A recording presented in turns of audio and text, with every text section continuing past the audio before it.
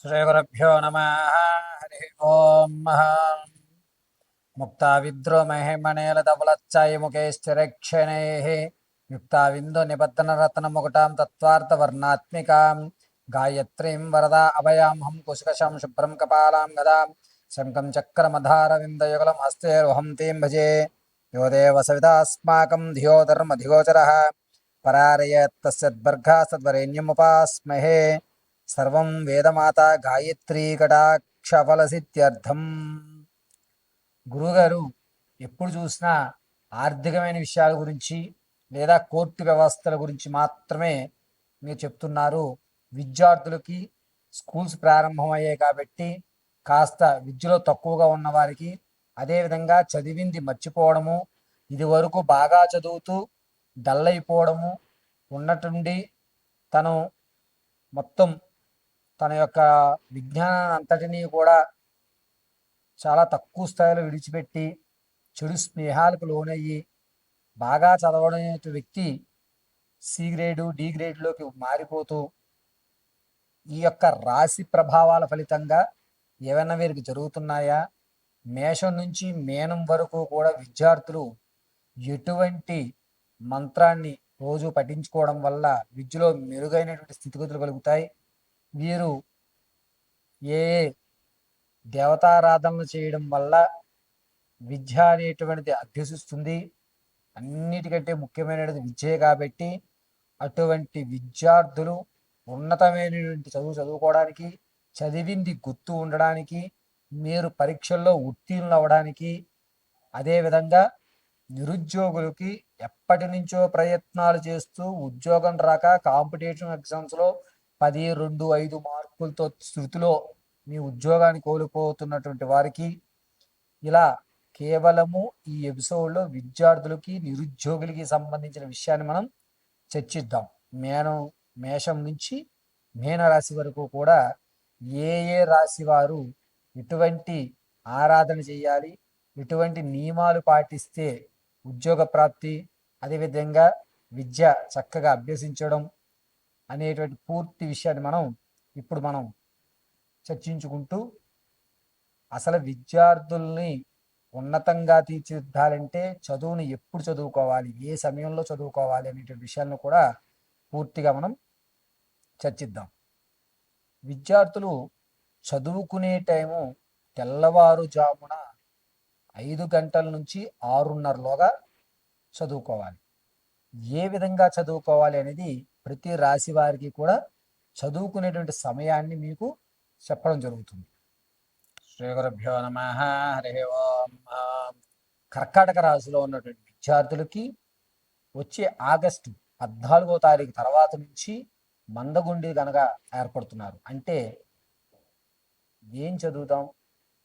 ఒక బుద్ధి తక్కువగా ముద్దుల ఏర్పడేటువంటి అవకాశం. అది వారు కావాలని కాదు, కాస్త ఒక్కసారి డాక్టర్ గారి యొక్క సలహాలు తీసుకోండి.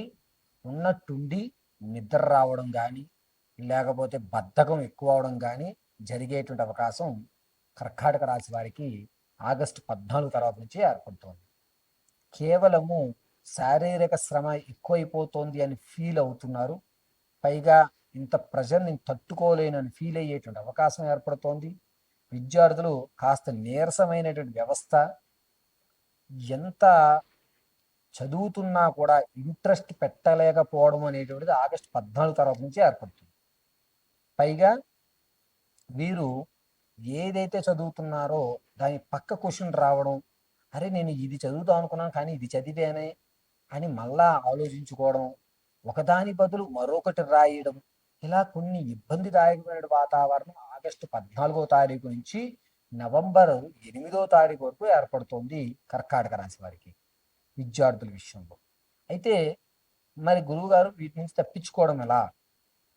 ఈ కర్కాటక రాశి వారు ఆయన వెళ్ళి గణపతిని కానీ, లేదా మీకు దగ్గరలో ఉన్నటువంటి ఏదన్నా గణపతి దేవాలయంలో 21 గుంజీలు తీస్తూ స్వామివారికి గరిక నైవేద్యం పెట్టి బుధవారం రోజున ఉండ్రాలు నైవేద్యం పెట్టండి.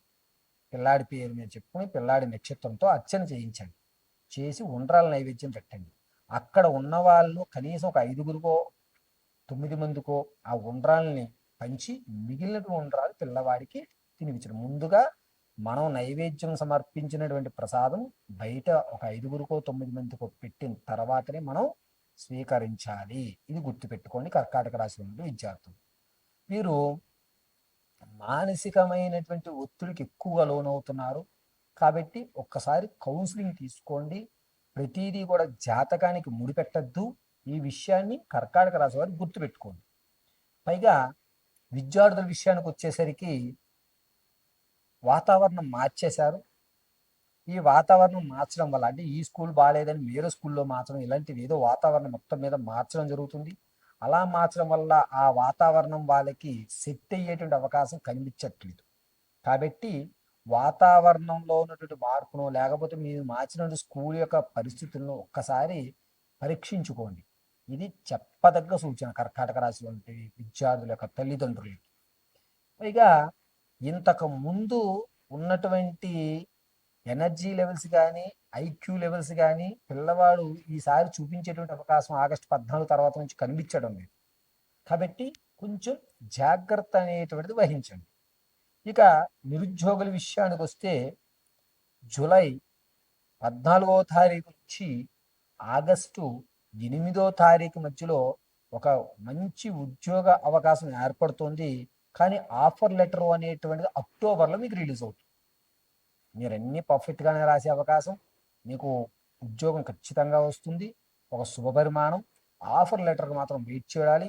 అబ్బాయి నేను వెయిట్ చేయలేను, నా వల్ల కాదు, నాకు ఓపిక లేదు అనుకుంటే మాత్రం ఆ మరొక ఉద్యోగం వస్తుంది ఖచ్చితంగా. 2 ఉద్యోగ ప్రాప్తులు కలిగేటువంటి అవకాశం ఏర్పడుతుంది. కానీ బెస్ట్ ఉద్యోగం అనేటువంటిది అక్టోబర్లో మాత్రమే ఏర్పడుతుంది. దాని బెస్ట్ ఉద్యోగం ఇది ఉద్యోగం. రెండింటికి చాలా తేడా ఉంది. నిరుద్యోగులు కొంచెం ఆలోచించుకోండి. మీకు ఇంతకు ముందు కంటే ఇప్పుడు నిరుద్యోగులు ఐక్యూ లెవెల్స్ పెంచుకున్నారు. పైగా మీ యొక్క వొకాబులరీ మారుతోంది. మీరు ఉన్నటువంటి స్థితిగతులను మీరే కావాలని మార్చుకున్నారు. వాతావరణం నేను ఇక్కడ కాదు, నేను వేరే చోట ఉండాలి అని చెప్పి చాలా కృషితో ఇప్పటి వరకు జూలై 3వ తారీఖు వరకు మీ ఆలోచన వేరేగా ఉంటుంది. జూలై 3 తర్వాత మీ ఆలోచన చాలా బలంగా ఉంటుంది ఉద్యోగ విషయంలో. కాబట్టి జూలై 4వ తారీఖు తర్వాత ఉన్నటువంటి ఆలోచన అద్భుతమైనటువంటి ఆలోచనగా నిరుద్యోగులకు కలిసి వచ్చేటువంటి వ్యవస్థ.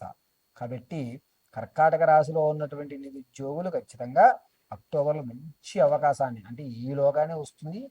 ఎగ్జామ్స్ అన్నీ ఓకే అవుతాయి, ఇంటర్వ్యూ ఓకే అవుతుంది, ఆఫర్ లెటర్ మాత్రం అక్టోబర్లో లభించే అవకాశం ఏర్పడుతుంది. గురుగారు, మరి ఈ కర్కాటక రాశిలో ఉన్న వారు ఇంకొంత త్వరితమైన ఫలితాల కోసం ఏం చెయ్యాలి? ముత్యాల మాలనన్నా ధరించండి. మెల్లో ముత్యాల మాల లేదా ఒక కేవలం సింగిల్ ముత్యానన్నా సరే మెల్లో ధరించండి.